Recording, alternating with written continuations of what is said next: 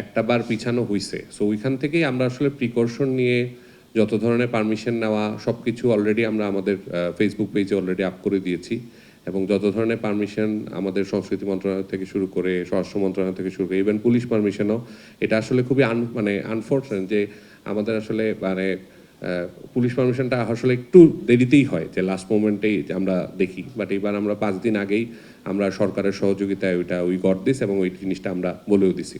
টিকিটের টাকা ফেরতের ব্যাপারটা আসলে দুইটা ব্যাপারে আমরা একটু দেখব। জিনিসটা হচ্ছে যে আমরা যখন কোনো কিছু ক্রয় করার পরে আমরা কিন্তু কয়েকটা টার্মস অ্যান্ড কন্ডিশন ওখানে দিয়ে দিই, যে প্রোগ্রামটা যদি ক্যান্সেল হয়, যে এই প্রোগ্রাম আর কখনোই হবে না, হ্যাঁ, এই ধরনের যদি কোনো সিচুয়েশন থাকে, তাইলে হচ্ছে আমাদের টিকিটের টাকা আমরা ফুললি রিফান্ডের জায়গাটা করে দিই।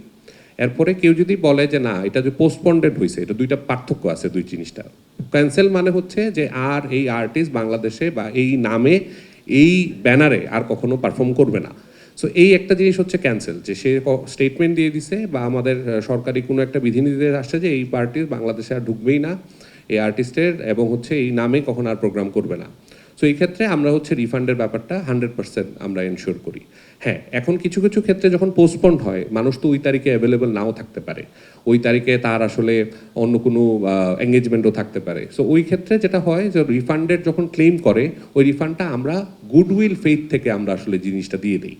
ঠিক আছে, তো এটা প্রসেস হতে একটু সময় লাগে। অফিসের ব্যাপারটা হচ্ছে আমাদের বনানীতে অফিস, আমাদের বনানীতে এস্টাবলিশমেন্ট। এখন অফিসে গিয়ে তো সরাসরি কাটার কোনো স্কোপ নাই, কারণ যেটা হচ্ছে এখানে কিছু ইনফরমেশন আমাদেরকে গভর্নমেন্ট ম্যান্ডেটরি করে দিছে, যে তার নাম, আপনার হচ্ছে মোবাইল নাম্বার, তার হচ্ছে ইমেল অ্যাড্রেস, ওইটা রেজিস্টার করতে হবে। এবং এটা কিন্তু গভর্নমেন্টের একটা রেভিনিউয়ের ব্যাপার আছে। আপনি জানেন যে আমরা একটা ভ্যাট দিই আর প্রত্যেকটা টিকিটের উপরে, আমি জানি এটা কিন্তু লোকাল কনসার্টে হয় না, শুধুমাত্র ইন্টারন্যাশনাল কনসার্টের ক্ষেত্রেই আমরা এই ভ্যাটটা প্রযোজ্য, এবং এই ভ্যাটটা আমাদেরকে জমা দিতে হয়। সো এই কারণে আমাদের এই ডেটাগুলো রাখতে হয়, কারণ পরবর্তীতে যখন আসলে ভ্যাট অফিস আমাদেরকে বলে যে আপনারা এই ডেটাগুলো দেন, তখন আমরা এই ডেটাগুলো কোয়ালিফিকেশন ভাবে দিব। লাস্ট ইয়ার থেকে আপনারা সবাই জানেন আমাদের ইভেন্ট ক্যান্সেল হয়েছে, and it's actually one of the biggest event, মানে ওই টাইমে হওয়া সব থেকে বড় ইভেন্ট। তো ওই টাইমে ইভেন্টটা ক্যান্সেল হয়ে গেছে। তো ওই টাইমে আমরা কতটা হ্যাসেল পোহাইছি বা কত কিছু ফেস করছি, অনলি উই নো দ্যাট। তো যাই হোক, হোপফুলি এবার আবার হচ্ছে মানে আমরা ইভেন্টটা আবার ফাইনালি অ্যানাউন্স করলাম, দেন সব কিছু প্ল্যান করলাম। কালকে ইনশাল্লাহ আতিফ আসবে, দেন 24 তারিখে শো ইনশাল্লাহ সাকসেসফুল হবে। তো এবার ইনশাল্লাহ আর কোনো সমস্যা হবে না, and hope to see you guys tomorrow and on 24th July. এই ব্যাপারে জিরো টলারেন্স, এটাতে আসলে বলার কোনো বাহুল্য নাই। 3-4টা লেয়ারের সিকিউরিটি লেয়ার রয়েছে আমাদের ভেন্যুতে এন্ট্রি হওয়ার আগ পর্যন্ত। সো এখানে বডি চেক থেকে শুরু করে সব ধরনের প্রিকশন নিয়েই আমরা আসলে তাকে একজন গেস্ট আসলে তাকে এন্ট্রি নিব। সো এই জন্য আসলে আমরা সবাইকে অনুরোধ করব, সবাই যেন একটু আগে আসেন এবং তাদের ওই প্রসেসটাই অ্যাড করেন, আদারওয়াইজ অনেক লম্বা লাইন হয়ে যায়। তাকেও আসলে একজন গেস্টকেও আসলে তাকে অনেক সময় নিয়ে আসলে জিনিসটা ঢুকতে হয়, তার অনেক হ্যাসেল হয়।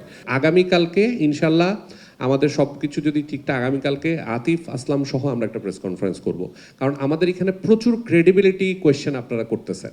সো আতিফ সহ যখন আমরা আসলে জিনিসটা বলবো, কালকে আমরা আসলে প্রেস কিভাবে আসলে উনারা ভালো করে কাভারেজ নিতে পারেন, কিভাবে ফুটেজ নিতে পারেন, তাদের এন্ট্রিগুলো কিভাবে হবে, এই পুরো জিনিসটা আমরা আগামীকালকে ব্রিফ করব।